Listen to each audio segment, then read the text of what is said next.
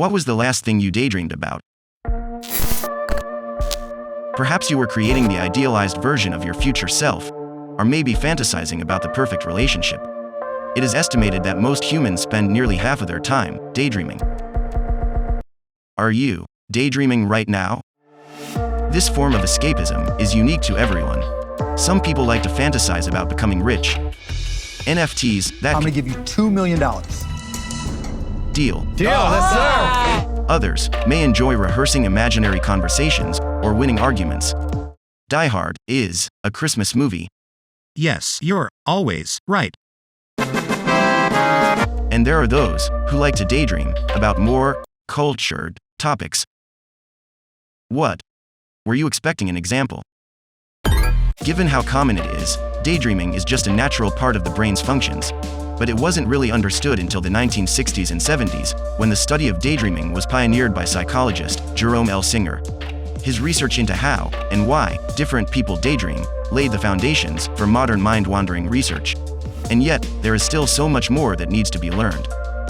Matt Killingsworth, who studies human happiness, collected data across a wide variety of demographics and concluded that mind-wandering can lead to unhappiness. And a big part of the reason is that when our minds wander, we often think about unpleasant things, our worries, our anxieties, our regrets.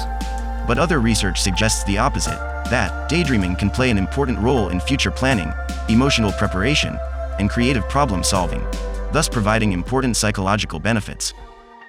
But what happens when daydreams become excessive?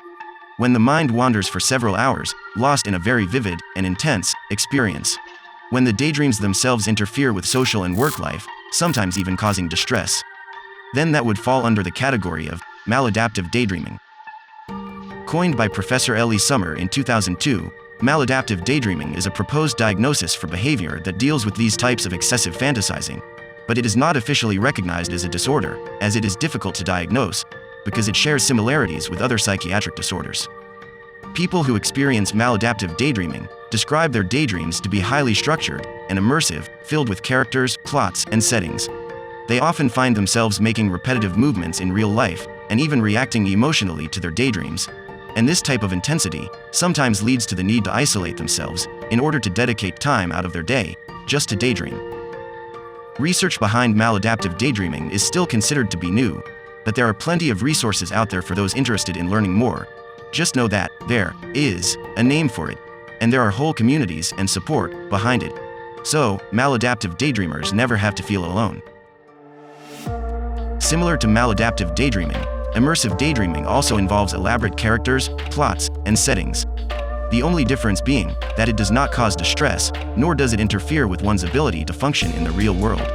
It's like being the director of your own movie, where you have full creative control to live out any scenario you wish. But because of this freedom, immersive daydreaming can also become an addictive coping mechanism, as it tends to fulfill an emotional need that is not met with imaginary solutions.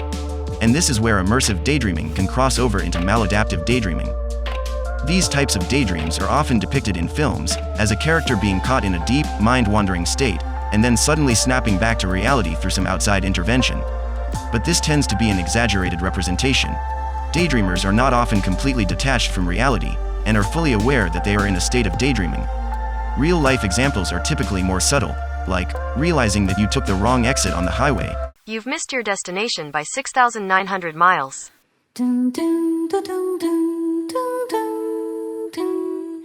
Or reading the same page over and over again. I've retained nothing.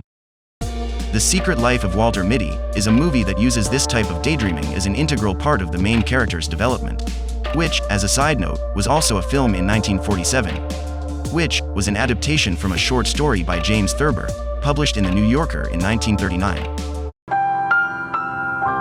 And of course, there is normative daydreaming, the casual moments throughout the day where the mind escapes from reality with wildly random thoughts. They could range from being reality-based to grandiose wish fulfillment, and it's usually during a time when the brain goes into autopilot mode, like during a morning routine. Daydreams can also be triggered by a particular song. Every step that I take is another mistake to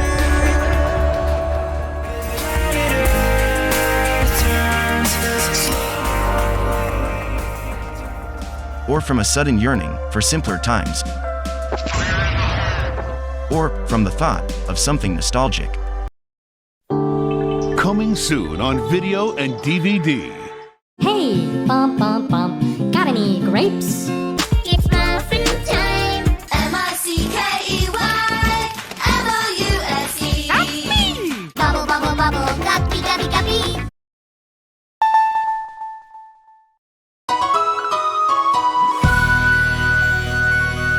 For the good of all of us, except the ones who are dead. Hey, what's going on, dudes? It's Pat, and welcome back to another Minecraft video. Hey guys! Don't call it a comeback, I'll have hair for years. I'm scared.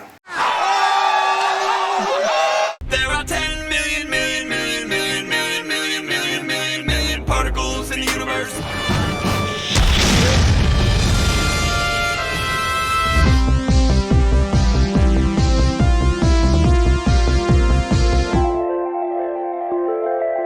If we go down, then we go down together.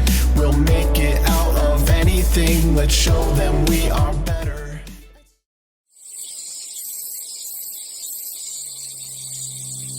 Sometimes our minds can wander into a place that brings us temporary comfort or frustrations and anxiety.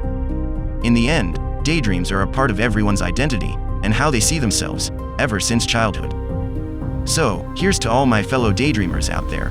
Whether you see it as a helpful tool or an unfortunate burden, just remember that your daydreams are a reflection of you. They present to you your goals, your aspirations, your desires, or your fears and your obstacles.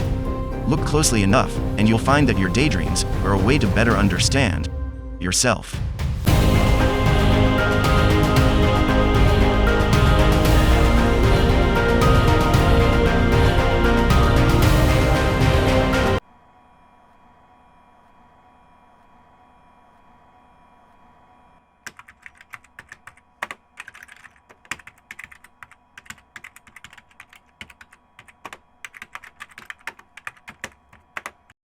I should really install OBS into my brain.